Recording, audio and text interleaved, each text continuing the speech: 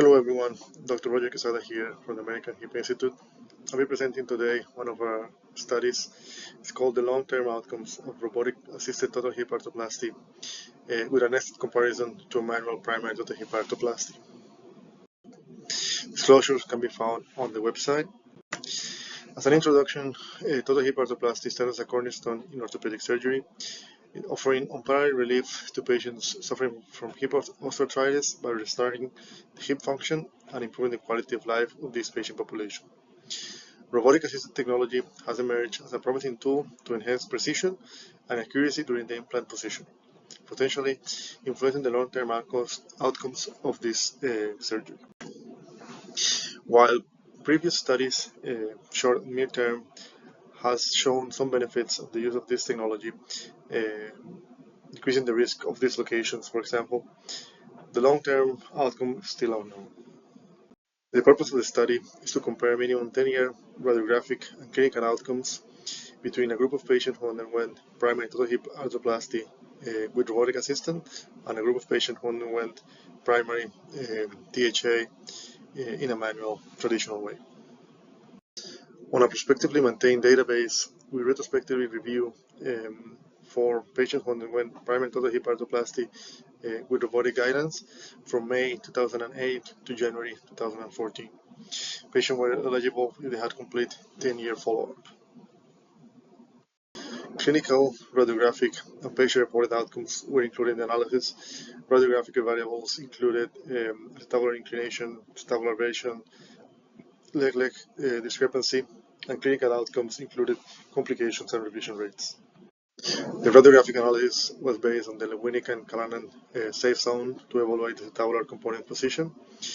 Patients were propensity matched to a control group THA based on age, sex, laterality, BMI, and surgical approach.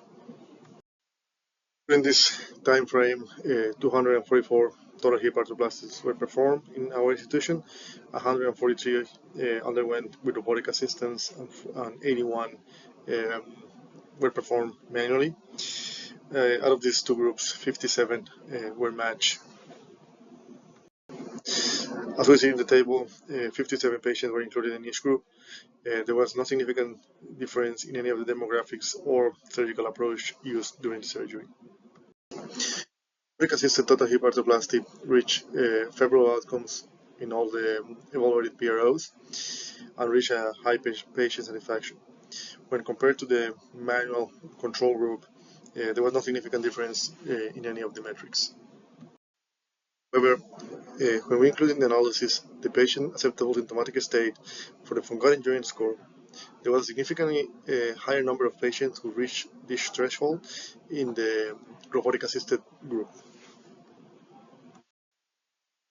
In radiographic analysis, we found that patients were more likely to be within the safe zone of Callanan if the surgery was performed with robotic guidance. 90% of the patients reach this were inside this threshold, compared to only 63.5% of the patients in the manual group. In terms of revision and complications, both groups have similar percentage of complications and revision surgery, with no significant difference at 10-year follow-up.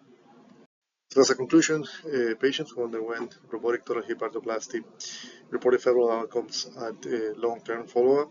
When we compare these outcomes to a control group, patients who underwent surgery with robotic guidance, they were more likely to be within the safe zones of Callanan for acetabular component position, and they were more likely to reach the past threshold for forgotten joint score at 10 years. Thank you for listening.